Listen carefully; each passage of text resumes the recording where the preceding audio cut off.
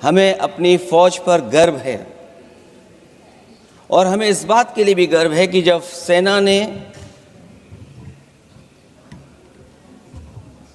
अपना ऑपरेशन शुरू किया तो पाकिस्तान के जितने भी टेररिस्ट कैंप थे उन पर अटैक किया गया। न केवल पाकिस्तानी कैंपों को नष्ट किया गया बल्कि पाकिस्तानी जो एयर बेस हैं उन तक पहुंच गए, उनको भी नष्ट किया, ध्वस्त किया। और जब हमारी फौज पाकिस्तान को हमेशा हमेशा के लिए एक पाठ पढ़ा सकती थी, एक ऐसा संदेश जाता कि भविष्य में पाकिस्तान कभी ये हिम्मत नहीं जुटा पाता। और ऐसा भी लगा हम लोगों को, क्योंकि अध्यक्ष महोदय जब हम बड़े बड़े राष्ट्रीय चैनलों को देखते हैं तो उन चैनलों से ये लग रहा था कि कराची हमारा हो गया है, लाहौर हमारा हो गया है। किसी चैनल ने किसी को ये भी बताया कि हमने उनको पकड़ भी लिया है। जो कमेंट्री, जो विजुअल्स थे, वो ऐसा लग रहा था कि अध्यक्ष महोदय अब पीओके हमारा हो जाएगा। हालांकि सरकार के इंजनों को मैं टकराता हुआ देखता हूं, हो सकता है ये मेरा भ्रम हो, लेकिन पीओके के मामले में सभी इंजन हमें एक दिखाई देते हैं। और जहां पीओके पे पहुंचने तक की बात थी, कुछ लोग तो पीओके पर ये कह रहे थे कि हमारा कब्जा हो जाएगा, 6 महीने का केवल हमें मौका मिल जाए। ये अफसर सरकार आखिरकार पीछे कैसे हट गई और क्या कारण था कि सरकार को सीज फायर का ऐलान करना पड़ा? अध्यक्ष महोदय, हमें उम्मीद थी कि सरकार सीज फायर करेगी, सरकार ऐलान करेगी, लेकिन इनकी मित्रता बहुत है, बहुत गहरी मित्रता है। और उसका परिणाम यह है कि इन्होंने अपने मित्र से ही कहा कि आप ही सीज फायर अनाउंस कर दीजिए, हमारी कोई ज़रूरत नहीं है, हम सीज फायर आपसे ही स्वीकार कर लेंगे। आखिरकार किस दबाव में ये सरकार स्वीकार कर रही है? वैसे तो अध्यक्ष महोदय, आज जिस विषय पर बोलने के लिए मैं खड़ा हुआ हूं, दरअसल वो विषय होना ही नहीं चाहिए था। ये दुर्भाग्यपूर्ण है कि आज़ादी के इतने साल बाद भी ऐसे मुद्दे बने हुए हैं। ये बात अध्यक्ष महोदय पक्ष विपक्ष की नहीं है, देश की सुरक्षा की है, जनता के जीवन और रक्षा की है। हम सब मिलकर के कोई ऐसी नीति रणनीति बनाते क्यों नहीं है जिससे सीमाएं हमेशा हमेशा शांत रहें। लेकिन पहलगांव की घटना ने साबित कर दिया है कि लापरवाही देशवासियों की जान ले सकती है। सभापति महोदय, यहां मैं अनुभव में सबसे कनिष्ठ हूं, छोटा हूं, मगर आज मुझे तकलीफ होती है इस बात से सभापति महोदय कि आज ये सदन क्यों बैठा है। 2 दिन से सदन में क्या चर्चा हो रही है? सदन में एक ही विषय पे चर्चा हो रही है कि ऑपरेशन सिंदूर सफल रहा या असफल रहा।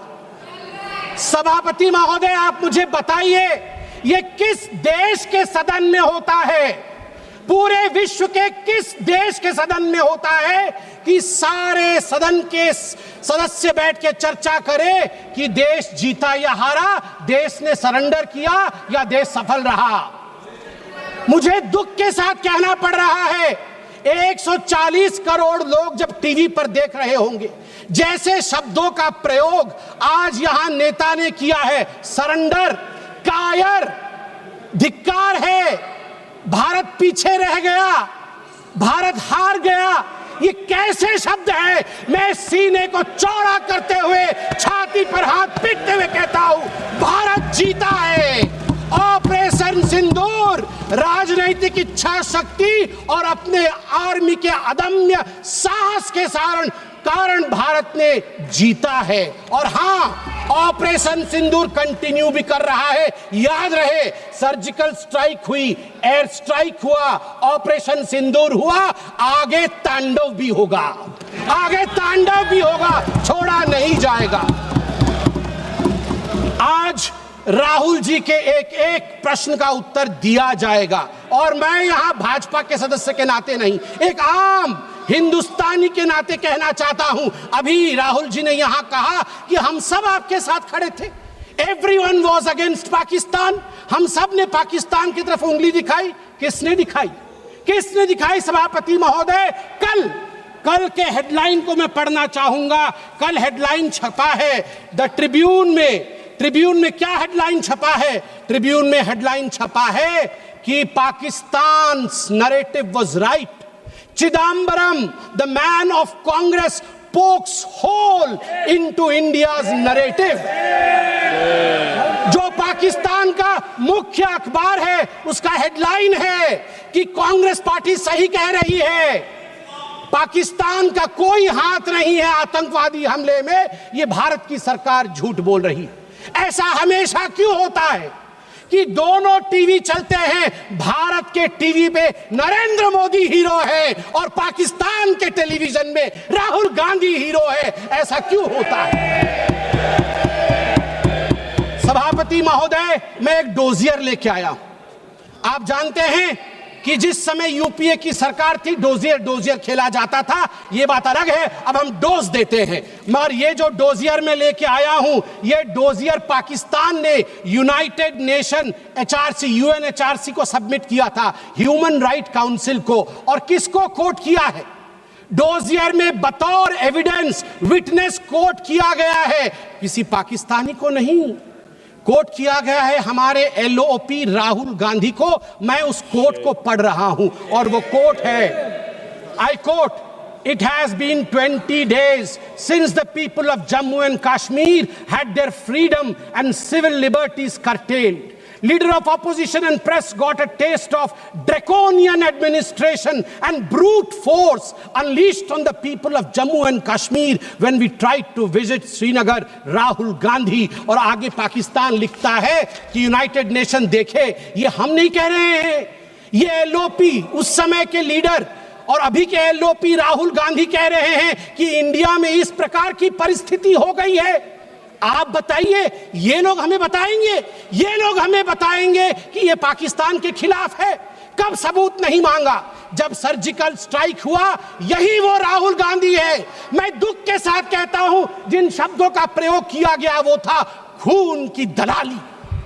क्या सर्जिकल स्ट्राइक खून की दलाली थी?